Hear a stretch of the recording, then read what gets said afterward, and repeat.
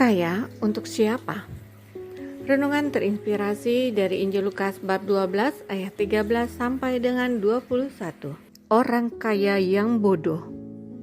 Seorang dari orang banyak itu berkata kepada Yesus, "Guru, katakanlah kepada saudaraku supaya ia berbagi warisan dengan aku." Tetapi Yesus berkata kepadanya, "Saudara, siapakah yang telah mengangkat aku menjadi hakim atau pengantara atas kamu?" Katanya lagi kepada mereka, "Berjaga-jagalah dan waspadalah terhadap segala ketamakan. Sebab walaupun seorang berlimpah-limpah hartanya, hidupnya tidaklah tergantung daripada kekayaannya itu." Kemudian ia mengatakan kepada mereka suatu perumpamaan. Katanya, ada seorang kaya, tanahnya berlimpah-limpah hasilnya.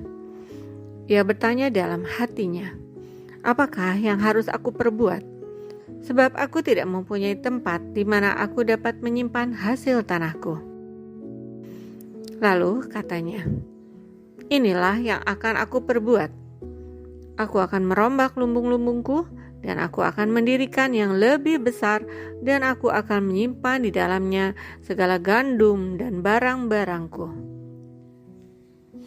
Sesudah itu aku akan berkata kepada jiwaku, 'Jiwaku, ada padamu banyak barang, tertimbun untuk bertahun-tahun lamanya.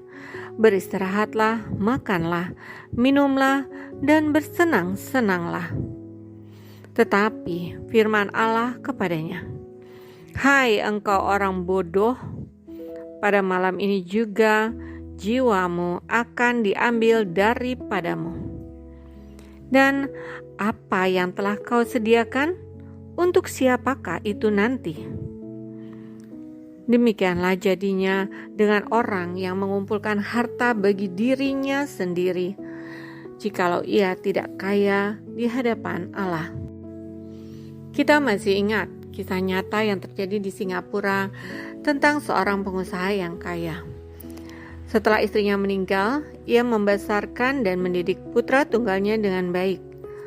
Saat putranya dewasa dan menikah, sang pengusaha dengan senang hati mengizinkan anak dan menantunya tinggal bersama di apartemen sang ayah, dengan harapan hari-harinya akan ramai jika ada cucu dan dia dapat berbagi kebahagiaan bersama mereka.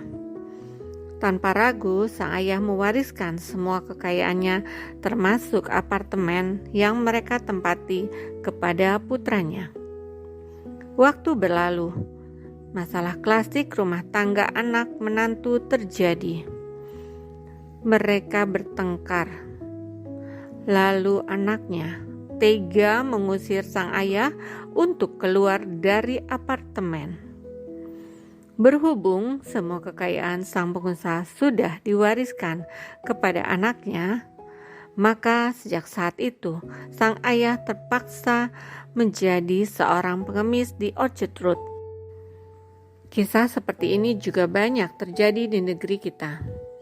Misal ada anak menggugat ibunya ke pengadilan karena urusan kepemilikan bisnis atau rumah atau urusan tanah warisan. Ketamakan mampu membuat seorang anak menghancurkan orang tuanya sendiri. Injil hari ini sungguh mengingatkan kita untuk waspada terhadap sifat tamak manusia akan harta duniawi. Sebab manusia tidak menggantungkan hidup hanya pada harta kekayaan dunia saja. Yesus mengajarkan melalui perumpamaan orang kaya yang bodoh, harta duniawi tidaklah dipakai untuk dirinya sendiri. Yesus juga mengingatkan jiwa manusia dapat diambil setiap saat. Lalu tumpukan harta tersebut untuk siapa nanti? Jika orang tersebut tidak pernah berbuah dalam kasih, dia tidak kaya di hadapan Allah. Maka carilah kerajaannya dan kebenarannya terlebih dulu, Karena semua itu berlandaskan pada kasih karunia-Nya, sebagai Rasul Paulus meneguhkan umat di Efesus. Pada masa yang akan datang, Ia menunjukkan kepada kita kekayaan kasih karunia-Nya yang melimpah-limpah sesuai dengan kebaikan-Nya terhadap kita dalam Kristus Yesus. Efesus 2 ayat 7. Renungan untuk kita, apakah saya juga termasuk yang menumpuk harta untuk diri sendiri? Atau sudahkah saya berbuah dalam kasih dengan segala berkat yang sudah saya terima terlebih dahulu darinya? Marilah kita berdoa. Allah Bapa yang Maha Rahim, kami mengucap syukur dan terima kasih atas segala berkat dan kasih karunia-Mu kepada kami selama ini.